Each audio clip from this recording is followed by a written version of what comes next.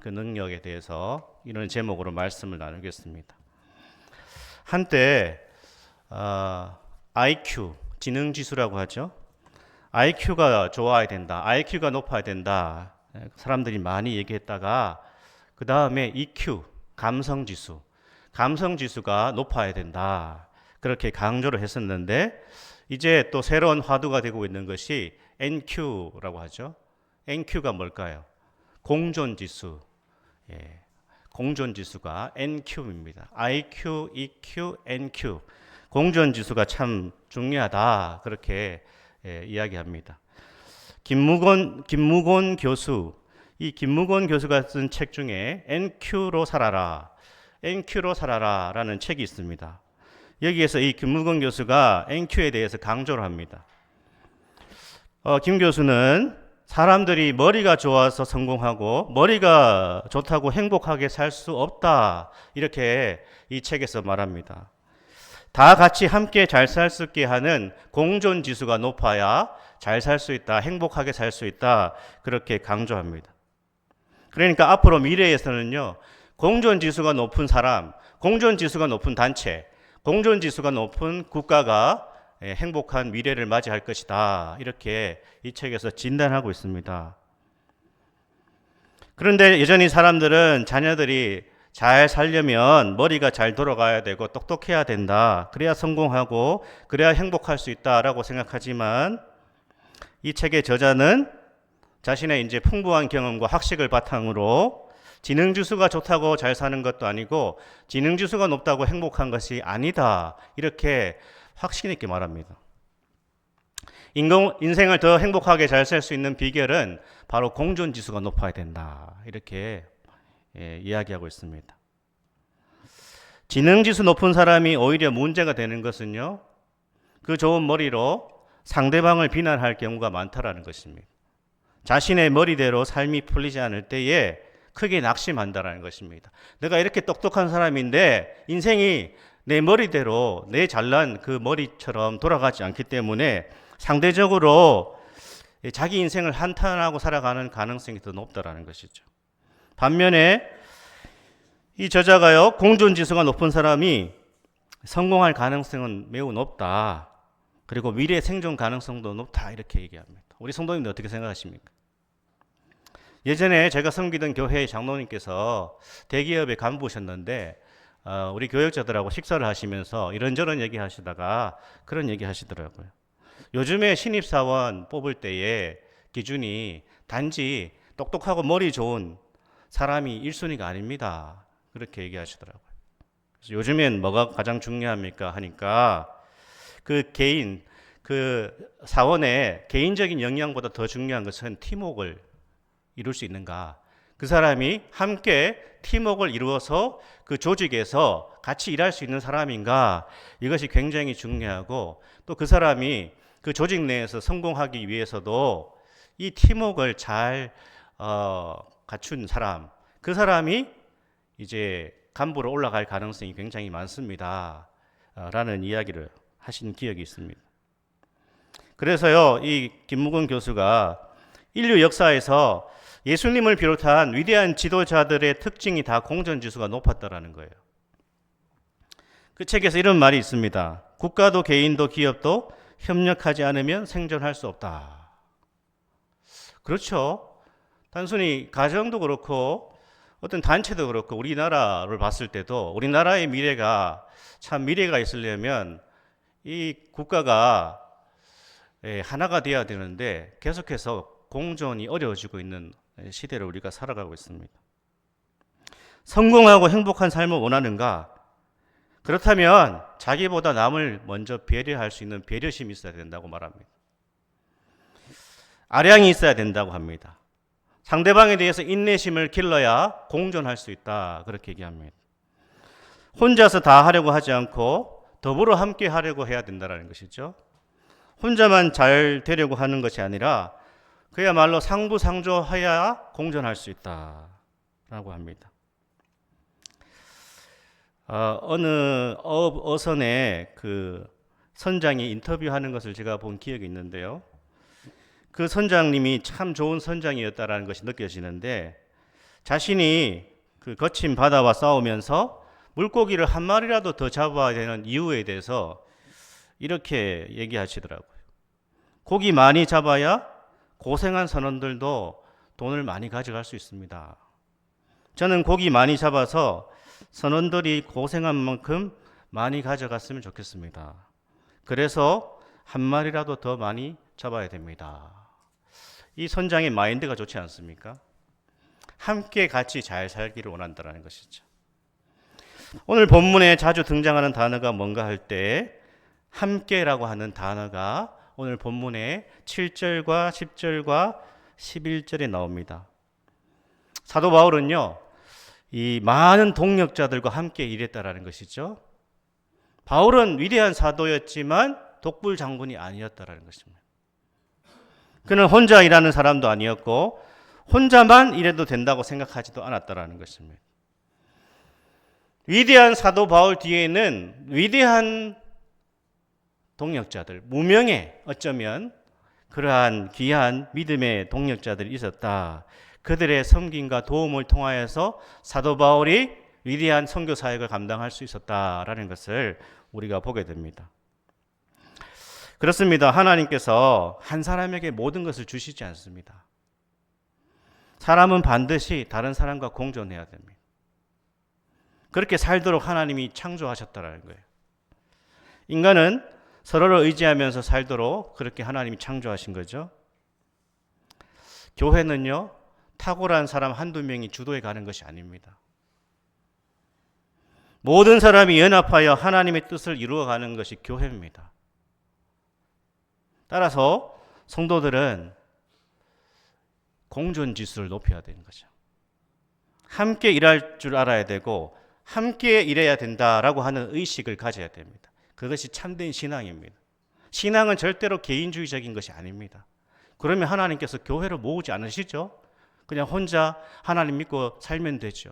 하나님께서 교회를 창조하시고 교회로 우리를 부르신 이유는 서로가 공존하여 협력하여 동력하여 하나님의 나라와 하나님의 뜻을 이루기를 원하신다는 것이죠.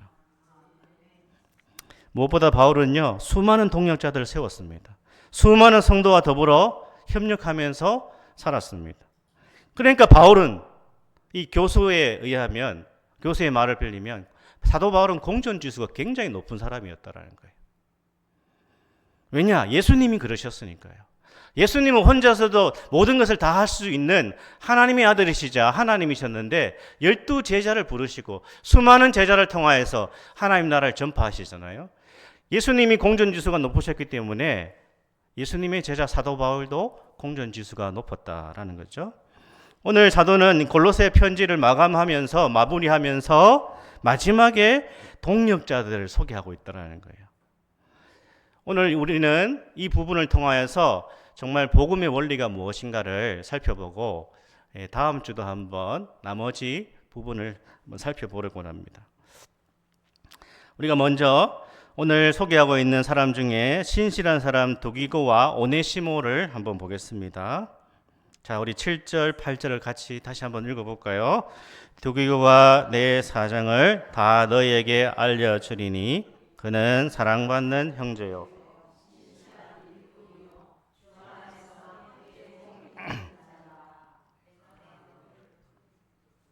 8절도 읽어보겠습니다. 내가 그를 특별히 너희에게 보내는 것은 너희로 우리 사정을 아멘. 사도 바울은 이 두기고에 대해서 전적인 신뢰를 보이고 있습니다. 두기고가 어떤 사람인가? 사랑받는 형제요 신실한 일꾼이여 주 안에서 함께 종이 된 자다.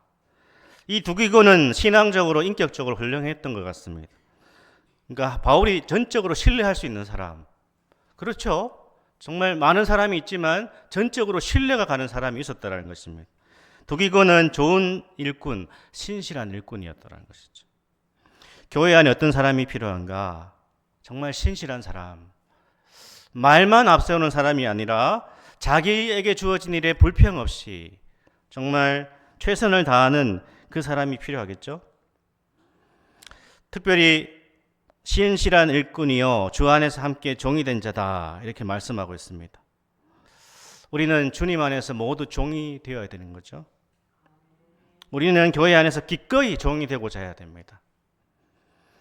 우리는 주인 행세하는 사람은 한 사람도 없어야 되겠죠. 모두가 함께 예수 그리스도의 종이 되어 섬기는 것이 바로 교회라는 것입니다. 오네시모도 마찬가지죠. 9절 읽어볼까요? 9절 말씀. 신실하고 사랑을 받는 형제 오네시모를 함께 보내노니 그는 너희에게서 온 사람이라 그들이 여기 이를 다 너희에게 알려주리라. 아멘. 오네시모가 누구죠?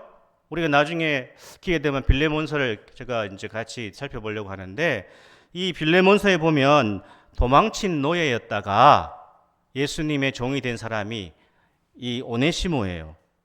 오네시모는 사람이 얼마나 많이 변할 수 있는가를 보여주는 가장 실질적인 사례입니다.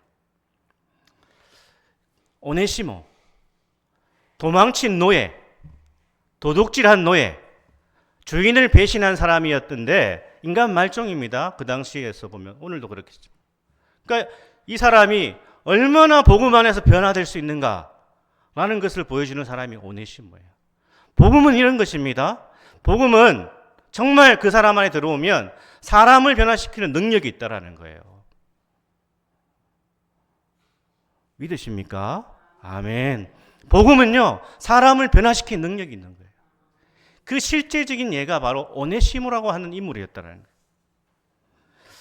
오네시모는 골로새 출신이었던 것 같습니다. 골로새 사람. 그래서 뭐라고 하죠? 너희에게서 온 사람 이렇게 말하고 있어요. 너희에게서 온 사람. 골로새에서 왔다라는 거예요. 근데 다시 돌려보내겠다라고 합니다. 이 오네시모는 빌레몬의 노예였는데 주인의 돈을 훔쳐서 도망쳤습니다.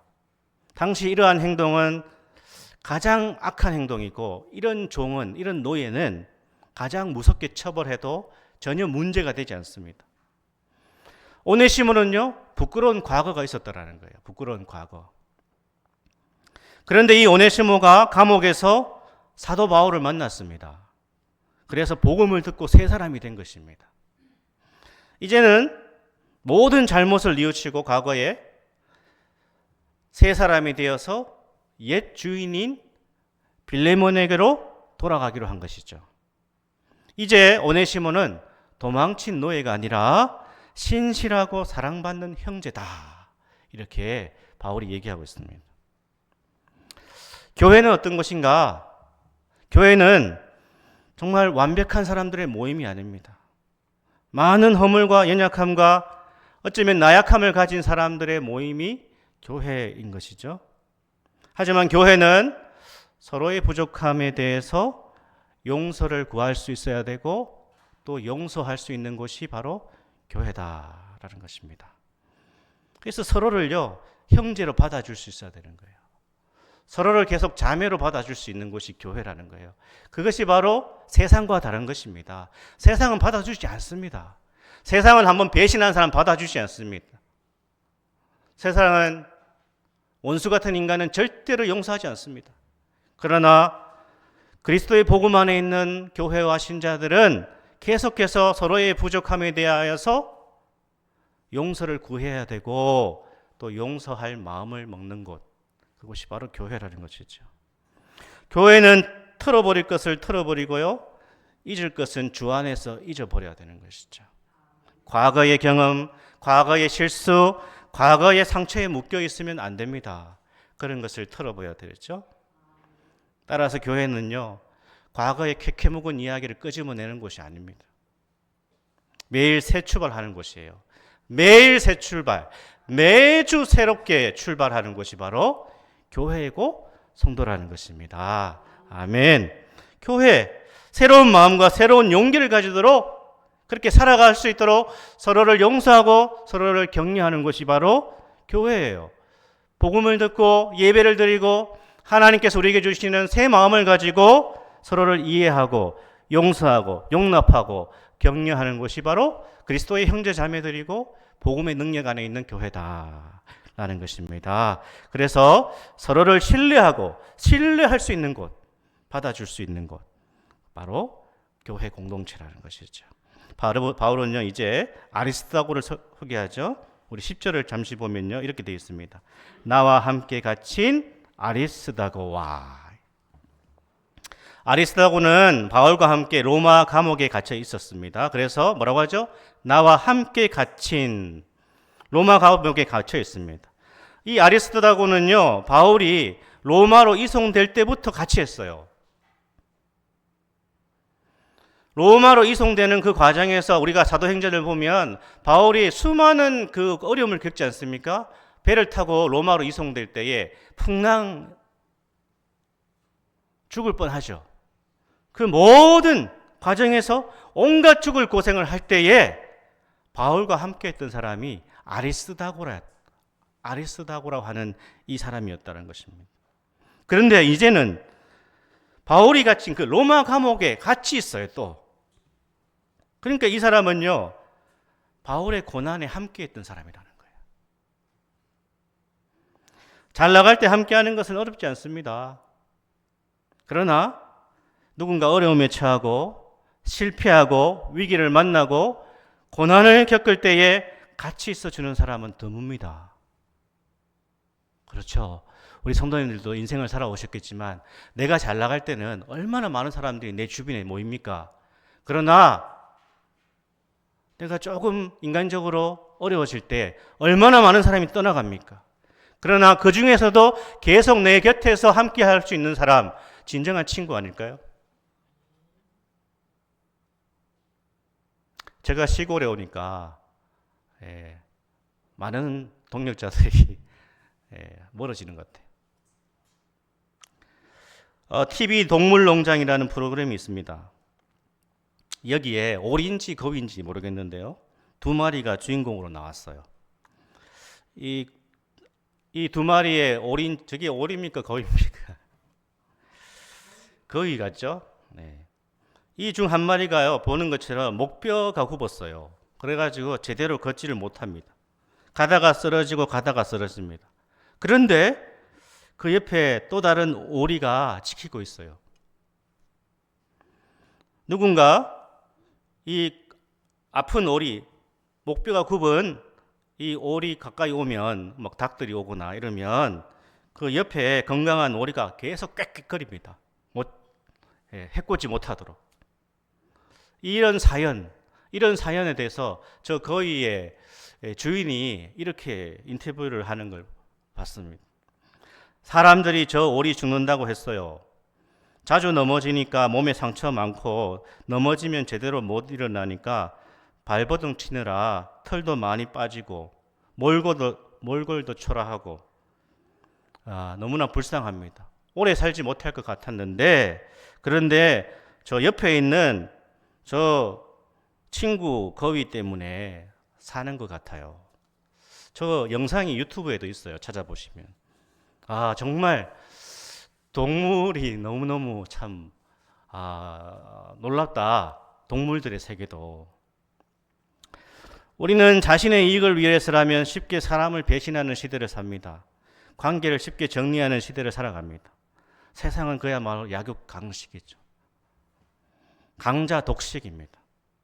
돈 없고 백 없고 힘 없으면 무시당하고 이용당하는 것이 세상의 정신입니다. 그런데 이런 세속성이 교회 안에도 들어오는지 모르겠습니다. 오늘날 교인들은 자기에게 불리하면요 언제든지 관계를 정리하고 공동체를 정리할 준비가 되어 있습니다. 힘들고 어려운 것 함께 하려고 하지 않습니다. 오늘날 개척교회는 점점 힘들어집니다. 왜요? 개척교회 가는 순간 힘드니까.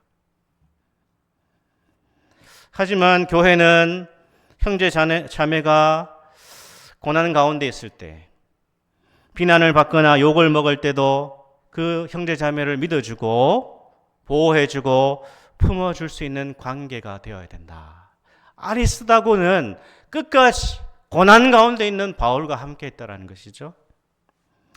제가 이런 생각을 한번 해봤습니다. 목회하면서 내가 누군가로부터 오해와 비난을 받을 때에 그 비난을 막아줄 성도가 있을까? 그래도 저는 목사님을 믿어요. 그래도 목사님이 그런 사람은 아니야 라고 말해줄 수 있는 성도가 한 사람이라도 있을까? 저는 있다고 믿습니다. 물론 우리가 맹목적으로 사람을 좋아하라, 무조건 그 사람을 두둔하라 그런 뜻이 아닙니다. 하지만 적어도 그 사람이 어려움을 당할 때에 힘이 되어주고 고난을 당할 때에 위로하고 함께 해줄 수 있는, 기도할 수 있는 사람이 진정한 동력자다. 이것이 교회 공동체다. 이것이 복음을 따르는 자들의 삶의 모습이고 이것이 주 예수 그리스도를 따르는 하나님의 사람들의 삶의 모습이라는 것입니다.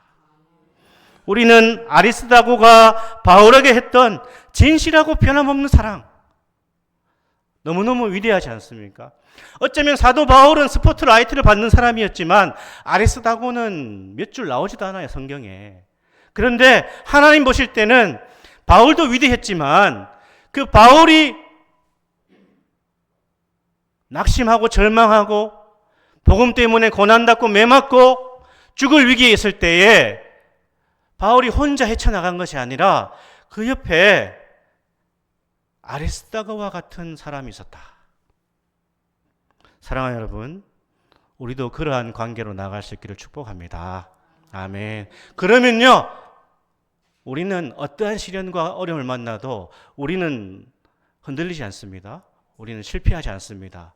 우리는 망하지 않습니다. 그런 교회 공동체가 되어야 되고, 그런 가정이 되어야 되고요, 그런 배우자가 되시고, 그런 부모가 되시고 자녀가 되신다면 가정은 위기에서 흔들리지 않습니다.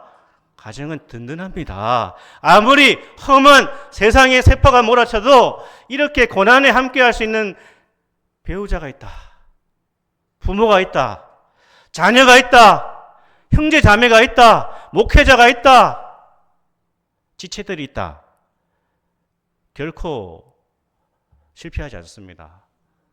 승리합니다. 마지막으로 마가를 한번 보겠습니다. 유익한 사람 마가라고 되어 있죠. 바울이 바나바의 생질 마가라고 말하고 있습니다. 이 사람의 풀네임은요, 요한 마가예요. 기억해 두십시오. 요한 마가. 마가는 로마식 이름입니다. 그리고 요한은 유대식 이름이에요. 그래서 요한 마가가 풀네임이에요. 그래서 10절 하반절에 뭐라고 하죠? 바나바의 생질 마가와 이 마가에 대하여 너희가 명을 받았음에 그가 이르거든 영접하라. 바울은 그 전에 또 마가에 대해서 잘 대하라고 골로새 교회에게 얘기했습니다. 아마 이 마가가 사도 바울의 첫 번째 선교 여행 때 어떻게 했죠? 우리가 사도행전을 읽어보면 이 마가가요, 첫 번째 선교 여행 하다가 중간에 그만뒀어요. 못하겠다고. 중간에 포기하고 돌아왔습니다. 그러니까 교회로서는 이 마가는 이미지가 안 좋아요. 왜? 선교 갔다가 중간에 포기하고 돌아왔으니까. 그렇죠. 목사님인데 중간에 목회를 안 한다. 대부분의 성도들이 좋게 안 보죠. 사도행전 12장에 나옵니다.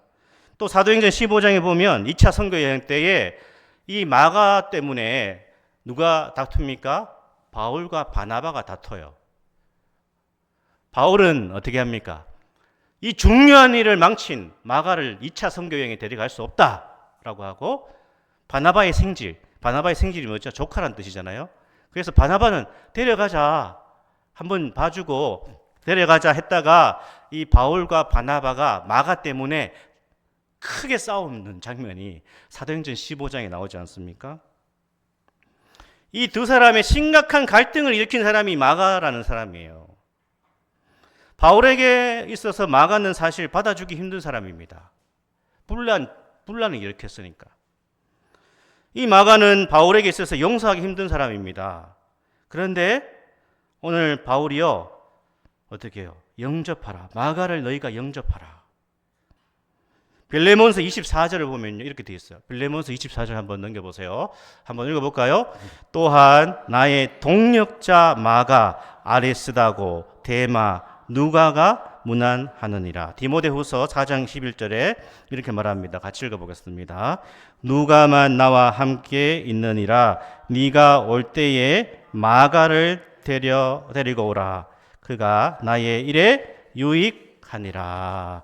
아멘. 바울은요, 마가는 나의 일에 유익하다. 여기서 나의 일이라는 것은 바울의 사사로운 개인적인 일이 아니에요. 복음을 전하는 일에 마가가 유익하다. 그러니까 사도 바울은 마가에 대해서 객관적으로 보고 있습니다. 자기 개인적인 감정을 싫지 않고 있어요. 마가가 문제가 있었고 바울에게 상처를 줬지만 마가도 복음에 유익하다, 이렇게 바울이 보고 있는 것이죠. 우리가 성경을 읽어보면요, 이 마가는요, 바울과 관계가 깨지고 나서 다시 회복될 때까지, 신앙이 회복될 때까지 사도 베드로의 지시를 받습니다. 베드로전서 5장에 보면 나오는데, 베드로의 지시를 받아 베드로 아래서 사역 훈련을 받습니다. 그리고 베드로를 통하여서 복음을 다시 깨닫고 복음을 위해서 헌신하는 사람이 됩니다. 이것이 바로 예수 믿는 사람들의 모습이라는 것이죠. 우리는 연약한 존재로서 서로 부딪히고 틀어질 수 있습니다. 서로에게 상처도 줄 수 있습니다. 어떻게 늘 좋은 모습만 보이겠습니까? 어떻게 늘 좋은 모습만 보일 수 있어요? 저도 한 주간 살면서 안 좋은 모습을 보였어요, 집에서. 또 우리 애들한테 목사님 어떤 일을 했나 이런 거 물어보지 마시고. 우리는 늘 좋은 모습만 보일 수 없습니다. 우리는 연약해요. 공동체 안에서도 마찬가지입니다. 신앙생활하면서 나는 절대로 성도들을 실망시키지 않겠다, 그렇게 누가 말할 수 있습니까? 저는 절대로 그런 말을 안 합니다. 할 수도 없습니다. 이미 많은 성도들이 저한테 실망했겠죠. 말을 안 해서 그렇지. 우리도 마찬가지 아닙니까? 서로에게 실망을 안 준 사람이 있을까요? 실망을 안 당해본 사람이 있습니까? 절대 우리 그런 약속은 못합니다. 나 당신 일평생 실망시키지 않을게. 헛소리죠. 어떻게 일평생 실망을 안 시킵니까? 서로가 부족한데. 우리는 서로에 대해서 실망할 것을 예상하고 신앙생활을 해야 됩니다. 위대한 이 하나님의 사람 바나바와 바울도 갈등을 겪었고요. 그 가운데 갈등을 조성한 사람 마가가 있었다라는 것입니다. 그러나 이들이 복음 안에서 점점 새로워지고 회복되어서 복음 위해서 협력하는 동력자가 되었다는 것입니다. 우리는 복음 안에서 복음 때문에 다시 믿음을 회복하고 다시 주 안에서 연합하고 다시 하나가 될 수 있어야 된다. 이것이 너무너무 중요하다는 거예요. 이것이 진정 교회의 정체성이고 교회의 하나됨이라는 것입니다. 사랑하는 여러분, 복음을 위하여서 위대한 바울만 있었던 것이 아닙니다. 복음을 위해서 함께 수고한 많은 동력자들이 있었습니다. 바울은 그것을 인정하고 있어요. 바울은 공존지수가 높은 사람입니다. 사랑하는 여러분, 영적으로 우리의 공존지수가 점점 더 높아지기를 축복합니다. 아멘. 주님께서 우리 모두의 동력을 기뻐하시는 거예요. 바울의 사역만 기뻐하시는 것이 아니라 오늘 거론되고 있는 이 많은 주님의 제자들의 동력과 협력과 그들의 수고를 주님이 기뻐하시고 생명책에 이들의 모든 수고와 땀 흘림을 주님께서 다 기록하여 주실 것을 믿는 거죠. 사랑하는 여러분, 그리스도 안에서 아름다운 동력을 이루시고 공존지수를 높이시고 우리가 함께 주님의 나라를 세워나가야 된다라는 이 마음을 품으시고 우리 교회가 점점 하나 되는 공존하는 주 안에서 복음 안에서 공존하여서 주님의 영광이 드러나는 교회 되기를 축복합니다. 아멘.